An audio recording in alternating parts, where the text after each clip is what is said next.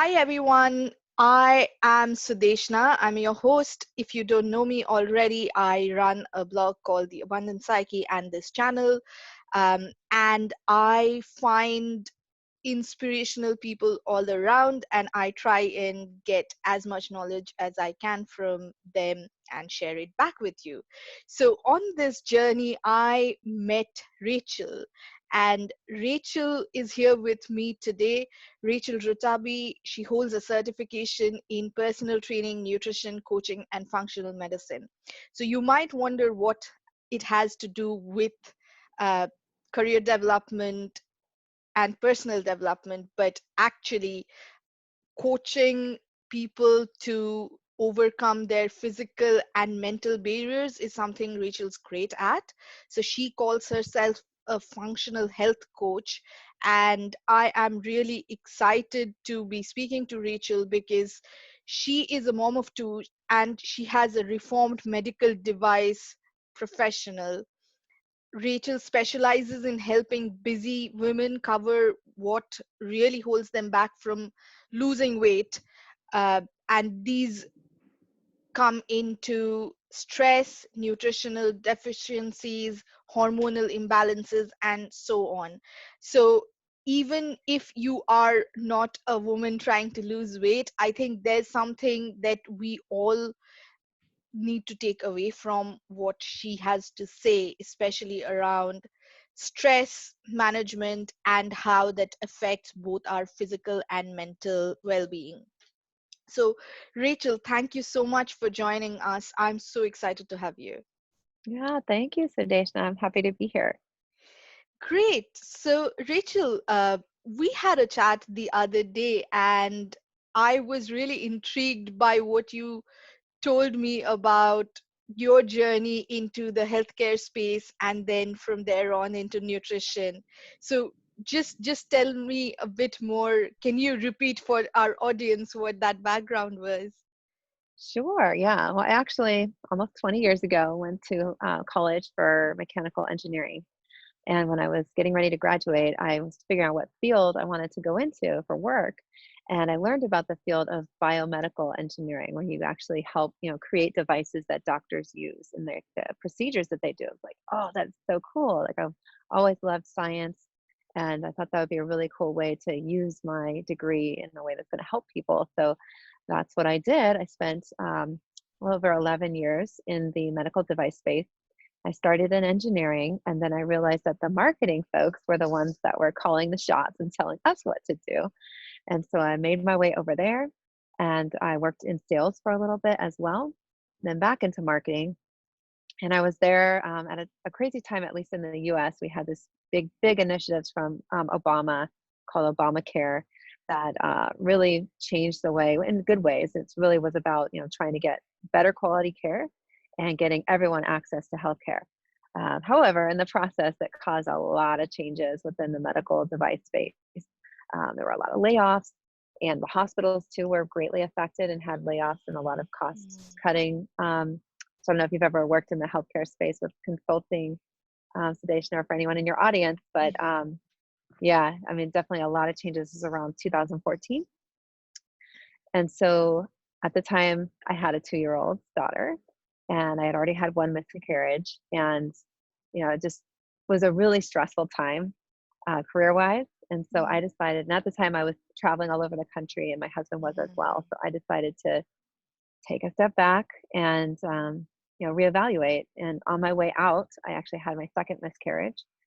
So Mm. I think it was definitely the right choice for me at the time. And like went on to, a couple few years later, had our second child. But during that kind of hiatus, I did a lot of self exploration of like, what did I want to do next? Because I really did, I enjoy working. And I was doing, some brainstorming and just exploring what was out there as like a next field of, career for me. And saw some documentaries like Forks Over Knives and some of these like things about nutrition. It's like, huh, really interesting. And they were talking about nutritional therapy. Like, that sounds really cool. How do I get into that? And I couldn't really figure it out at the time. But then, started getting on the path of more preventive wellness. Because when I worked in the cath lab, so we worked in interventional cardiology where people go for blockages in their arteries or heart attacks and that type of thing. And the company that I worked for made some devices that help people with that. So I would talk with the cardiologist customers that I had about what was going on with their patients. And a lot of times they would say, if this person just ate right and exercised, then they wouldn't be here. But, for lots of different reasons, people, didn't really do that as much. And so I knew that there was an opportunity to really help people going into more of the preventive space. Mm. So I started with a certification in personal training and then nutrition coaching. And then I learned about the field of functional medicine. I was like, oh my gosh, that is what I want to do. So functional medicine, for anyone that's not familiar, it's kind of a newer field that a lot of people are not familiar with. Really looks to uncover what the root cause issues are that hold people back from feeling truly vital. Could be nutrient deficiencies, gut health issues, hormone imbalances. I think those are the main three, and there are others as well. And it all kind of is on an individual basis too. We look at your history, what your symptoms are, and also a really deep look into your labs, both the more conventional labs, because we look at it through a functional lens, as well as some advanced functional testing that we can do to look at your gut bacteria levels, nutrient deficiencies, hormones, and all of that type of stuff. Wow. Okay, so there's already quite a lot there. So Rachel, firstly, thank you so much for sharing all of that. Your journey seems really inspirational in terms of how you had a very science-y degree. Um, and from there on, you wanted to do something in science and you wanted to help people. You obviously did that and realized that, well, actually science, from science all the way to marketing and sales, that's not by no means is that an easy jump or switch, because they are very different parts of your brain working there in some ways. And then obviously you realize that the stress and the travel was taking a toll on your health, your personal life, and then you retrained as a nutritional coach and all of that. So tell me, what was the motivation that saw you through even at your lowest points? In fact, like I mean, having two miscarriages, I'm so sorry about that.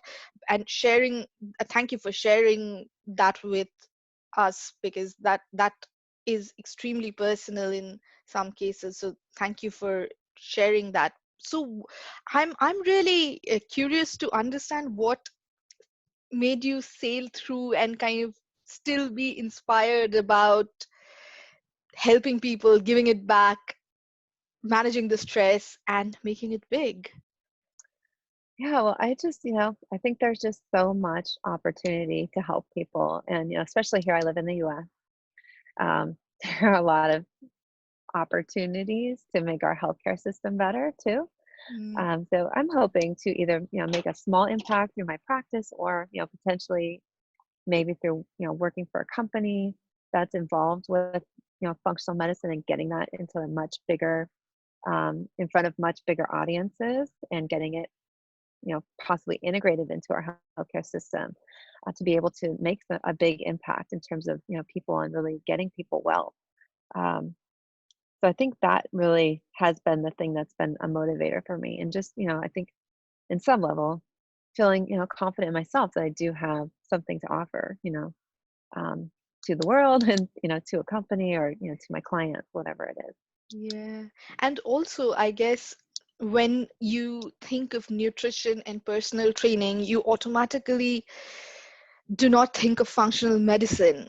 But obviously, the scientist engineer in you, that's where your brain probably goes and goes like, oh, I can do that. And so tell us a bit more about how you found functional medicine. Yeah, well, it's actually really, the whole personal training nutrition thing is because I knew that was kind of headed in the direction that I wanted to go. And it was something I knew and then I knew that I could do.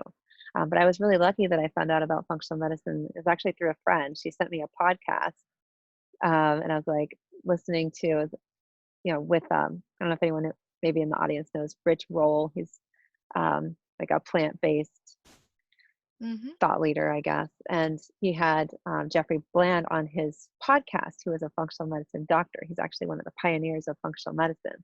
So that's how I learned about it. And I was like, oh, that's what I want to do. So from there, it was like research to figure out how to get certified in that, like what the different, career fields are and all that type of thing. So I've been studying functional medicine now for the last 2 years. Have started my practice. And it's really cool to see, you can make, it's kind of a really deep dive on nutrition.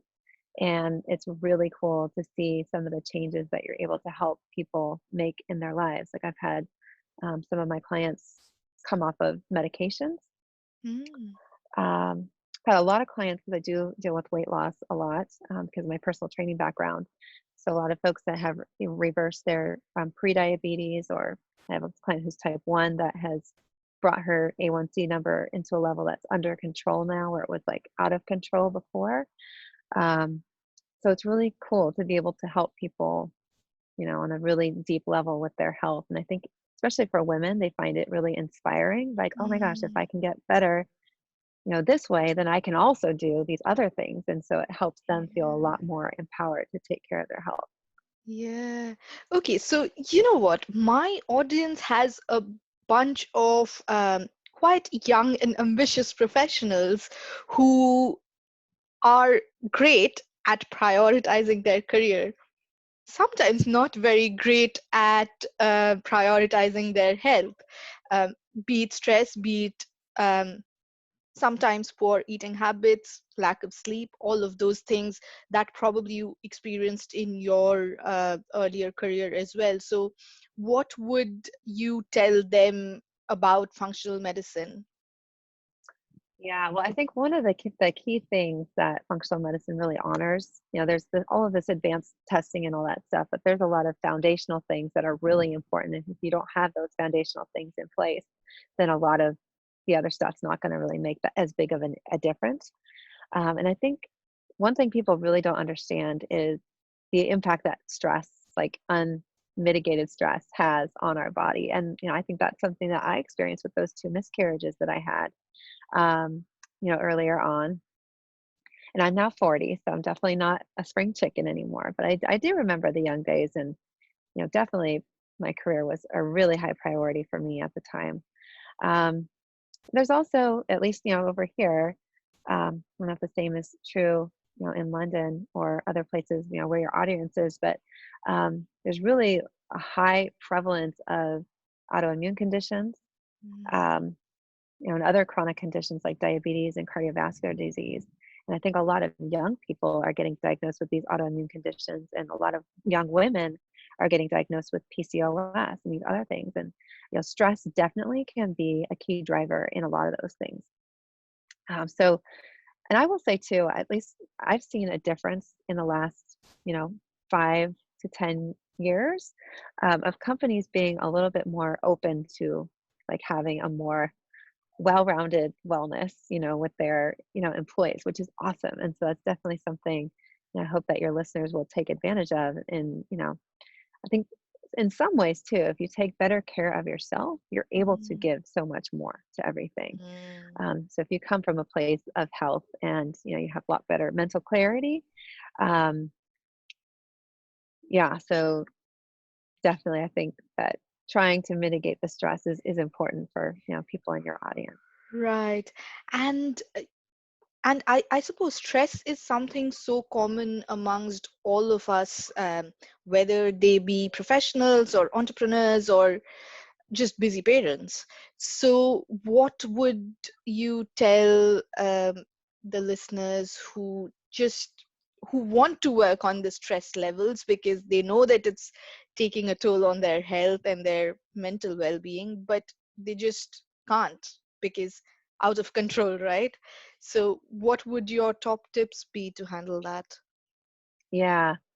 Well, if I could, first I'd like to kind of talk about what those effects are that stress Yeah, has so that everybody understands. yeah, absolutely. Uh, yeah, so, and I think this is something also that people don't really understand or kind of can wrap their head around. But, Mm-hmm. back in the caveman days, our whole way our body function develops, right? And so there's the HPATG axis along our bodies. That's our hypothalamus, our pituitary gland, our thyroid, our adrenals, and our gonads.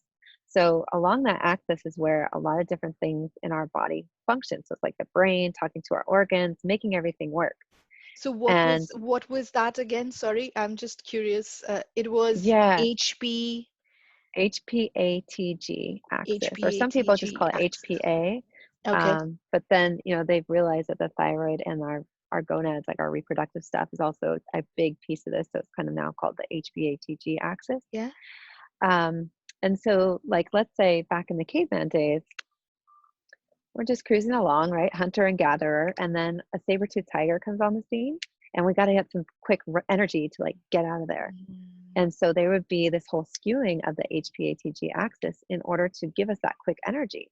So we get an increase in our blood sugar, an increase in our blood pressure, and an mhm, increase in our metabolism to create that energy to go. mhm. But then on the flip side, in order to do that, our body also downregulated our digestive system, our immune system, and our reproductive system. Mm, mm. So now, and that was kind of like maybe a couple minutes or something, and then back to chill mode, right? So that fight or flight, that's the sympathetic nervous system. And like the chill out mode is the Right. parasympathetic, Mm, rest and digest. Um, but I think a lot of us are spending way more time than our body was designed in the sympathetic mode. Obviously we're not running from saber-tooth tigers anymore, but mm, career stress, family stress, even the news and a lot of stuff that's going on right now with this pandemic that we're in, all of those different things, financial, all that stuff, pushes us more in the sympathetic. And so we have to find ways to kind of turn things off to give our body a break. Otherwise, all of those imbalances that we talked about, like the blood sugar and the blood pressure, and then down regulating our digestive system, our immune system, are really important right now, and our reproductive system is going to become chronic. And that's when all of these health conditions that are really like a big deal start to develop. mm. Um, so for your audience, in terms of like how to figure out a way to create those little pockets of calm in your life, I would definitely say, start small. Start with one thing. We'll talk about maybe a few different things that people could pick, but pick one thing. So what you want to try to do is basically kind of create some new habits, right? And so the more we practice something, the easier it becomes. So we want to start with one thing, really dial that in well, and then move on to the next thing. So keeping that, then we can kind of build. Um, so I would say one of the first things is sleep is really important. Sleep is important, not only for stress, like one night of bad sleep will actually increase your cortisol levels, which can Mm, throw a lot of that other stuff that we talked about, our reproductive system, our thyroid, everything off. And so making sure that we get some good sleep and hopefully turn our screens off an hour before bedtime so mm. that our brain can like calm down is important. And ideally, we want to try to get 7 to 9 hours of sleep a night is the goal. Yeah. Yeah, that's fascinating because you're right. Like, I don't think in the caveman years we were designed to be thinking 24/7, which is effectively what some people end up doing, solving Excel models even in our sleep. Yeah, Rachel, that's really interesting that in the caveman days we were designed to live life like most other animals do. I mean, the fact that we have created this entire society with our brain kind of working nonstop has to somehow boomerang back at us. Like, if you are solving Excel models even in your sleep, you know that there's something fundamentally wrong with the way we are living. But hey, that's the way we have chosen to live in some ways. So managing that and switching off is so very important. And yeah, a lot of the times I don't think we even realize the effects stress has on, say, blood sugar levels, like you were talking about, or gut health. So is there any predictor that we could kind of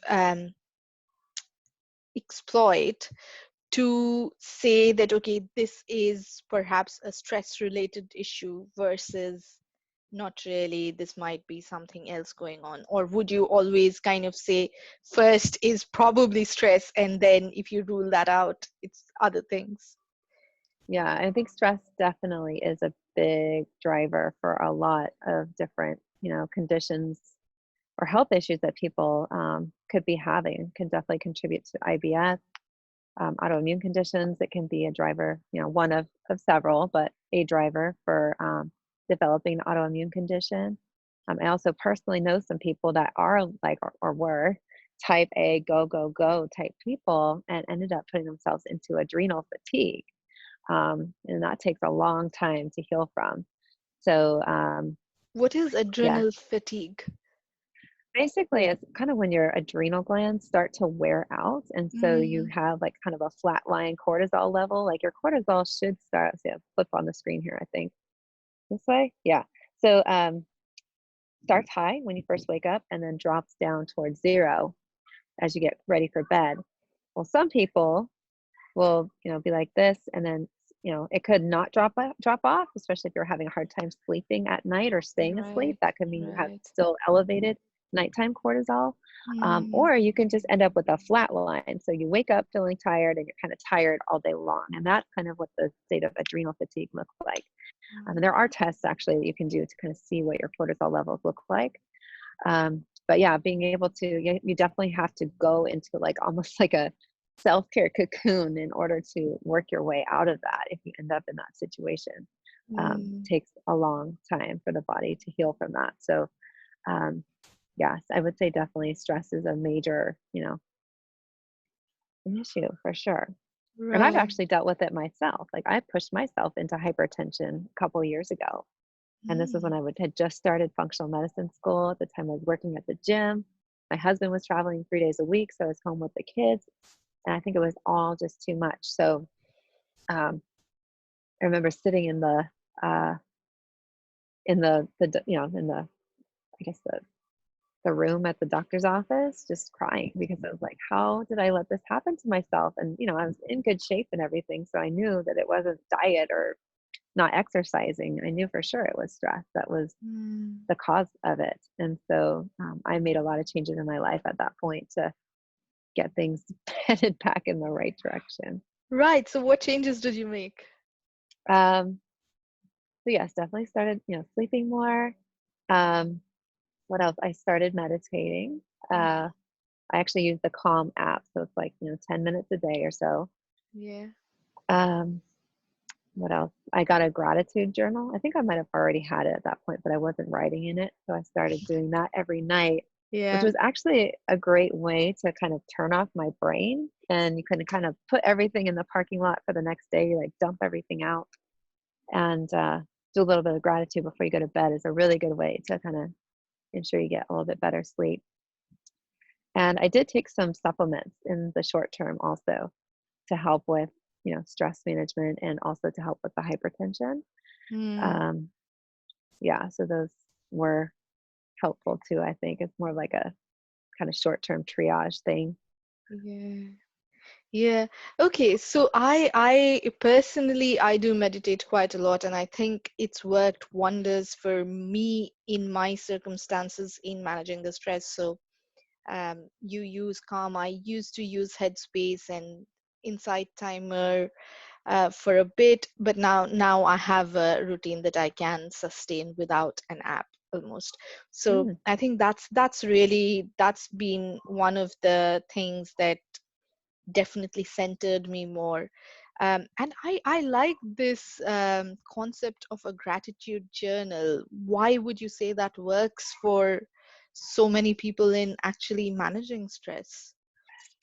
yeah, well, the one I had, I wish I had it with me here, but it's basically just two small pages that you fill out each day. So you talk about Mm, some things that went well, some things that are not going well. So you can kind of dump all of that stuff, onto the page and then reflect on some things that you're grateful for.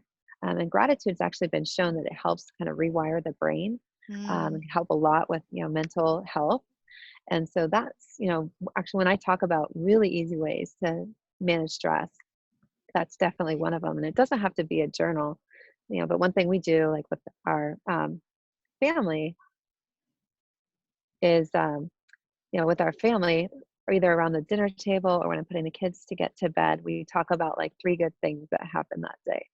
And so that can really help to kind of just, remind yourself that, even in these crazy times that we're having right now, we Yeah. can find small things that, made us happy and that we're grateful for. Yeah, and I guess that's really uh, picking up on those hormones that you were talking about. It's the opposite of the adrenal fatigue. So I'm guessing the happy hormones go up when you Yeah. do a bit of gratitude and Mhm. so on. So that's really interesting. And yeah, I do also like the fact that you say that you do the gratitude at dinner table or something, which also goes back to, again, some people are spiritual, some people are religious, some people are not, kind of putting all of that aside, just a bit of gratitude for the fact that we have food on our table and we are kind of disease free. That's so easy to do, and that we take so much for granted, whereas, for quite a lot of the world that's not the case. And I'm not saying that, okay, just because I have food on the table, I should be, I don't have any other problems and my problems aren't worth solving. But yeah, that's just such a quick win, I guess, that you could almost always use the food on your table to kind of get those happiness hormones up, to manage Yeah, stress, yeah. right? Mhm. Wonderful. Great. Okay. And anything else, Rachel, that you might want to share with the audience? Yeah. So another really easy way to kind of get from that, we talked about the fight or flight sympathetic nervous system back to the parasympathetic, is box breathing. So it's something you can do anytime, anywhere. Mhm. And that's why I like, teaching this like strategy, because, especially if you're in the office and you're having a tense situation, or, it's just a way to kind of calm down and like gather yourself a little bit. So we breathe in for 5, then hold at the top for 5, breathe out for 5, and then hold at the bottom for 5. You make a little box with your breath as you go around. And if you do Right. that, just a few times, it will really help you get back into that parasympathetic rest and digest nervous system state, which can be really helpful. Right. That's amazing. So you inhale for 5, hold for 5, exhale for 5, hold for 5, and then you repeat that twice, 5 times? As many times as you need, yeah. As many times as actually, probably that's how we are supposed to breathe, and not the way we currently breathe, to be Yeah, yeah. I mean, starting definitely if with. you're, yeah, definitely like the sympathetic nervous system is usually like a shallow breathing, state. So, Mm, reminding our body to go back to that can be um, definitely helpful. And there's also, if people are suffering with anxiety or stress, there's some nutrient deficiencies that are associated with that. So magnesium is a common one. okay. Also can be the cause of headaches and constipation as well. Mm, So, and it's a very common deficiency because it comes from the soil, and because of the modern agricultural practices that we have, a lot of the soil is pretty def- deplete of nutrients. mm, And then B6 is another one. And so we recommend usually, like, if you're going to take a B vitamin, like it's better to take a B complex that has like B12 and folate and some of the other B vitamins in there as well. But that deficiency causes other issues as well, but can potentially be associated with anxiety specifically. And then, there's some supplements that you could take, to help with, managing the stress, and also to actually, if you think, again, I should say 2 disclaimers here. First, before you do any kind of supplements, you definitely should talk to a healthcare provider, because some supplements are contraindicated with other medications, as mm, well as certain medical conditions that you might have. And then, also, especially uh, with some of the supplements, we want to know where we are, like do some testing first before you start to supplement, because you could end up actually making a problem worse if you, think you're one mm. way and then you increase it instead of bringing it back down. So, but that being said, There are a few supplements if you think that you have like high cortisol levels or are suffering with anxiety and stress that can help. And so one of them is magnesium. So if you have constipation, also magnesium citrate can be really helpful for constipation. Mm, Uh, and then if you do have anxiety, magnesium threonate can be helpful with that. It comes with an amino acid that helps with anxiety specifically. And then also ashwagandha. So ashwagandha is an herbal supplement that helps bring down cortisol levels. It helps the liver filter cortisol better. And it's also an antioxidant. So it's mm, actually been shown in clinical studies to help with cancer. mhm. So that's another one. And then another one for anxiety that can be really helpful, and especially if you're having sleep issues, because it helps with the precursors to serotonin, which we need to stay asleep, is 5-HTP. That one definitely does have some contraindications to it, so you would want to check with a healthcare provider before you would take that. But that's another supplement that can be helpful for that kind of go-getter type A overachiever type people if you're Yeah. having a hard time sleeping. Yeah. Okay. So I won't ask you to repeat all of that just because I think if people are really considering getting those supplements on the back of this video, that's not a good idea. Get in touch with Right, yeah. Rachel or anyone else you think is knowledgeable about healthcare. Do not take medicines or supplements on the back of this video without testing. So that goes without saying. But it's interesting to understand the nutritional deficiencies that could be caused by things like, just different ways of agriculture, for example. It's really Yeah, fascinating, really fascinating. Okay, and actually quite a few of those that you mentioned, I think, are herbal as well. So that's also interesting to note that herbal remedies do work, but we have come a bit maybe far away from nature, how we were supposed to yeah. live. So Mhm. that's interesting. Okay, great. Rachel, if someone actually does want to get in touch with you on the back of that to ask about supplements or any other questions about functional medicine, how should they do that? Yeah, so my email is rachel@rachelrotabi.com. You can check out my website also. And then I also have a Facebook group where I go live once a week that talks about functional wellness and weight loss. I do focus on weight loss in my practice, but all of this other stuff that we talked about with functional medicine is usually a precursor that has to happen before the weight loss will happen. So I love talking about stress and all of this other stuff too, and helping people improve really their long-term health outlook. So yeah, the functional wellness and weight loss community is another great place to just kind of hang out. And yeah, I think that's it. Yeah, I'll leave the links down below for anyone watching and interested. So feel free to go and say hi to Rachel. And I hope that gave you an insight into functional medicine and how our bodies respond and react to stress, not only from the perspective of I'm not getting enough sleep, but also actually more serious problems like blood sugar and even autoimmune diseases. Okay, thank you, everyone. Thank you so much again, Rachel, for that very insightful chat. And I'll speak to you soon. Thanks so much for having me. Thank you. Okay, bye then.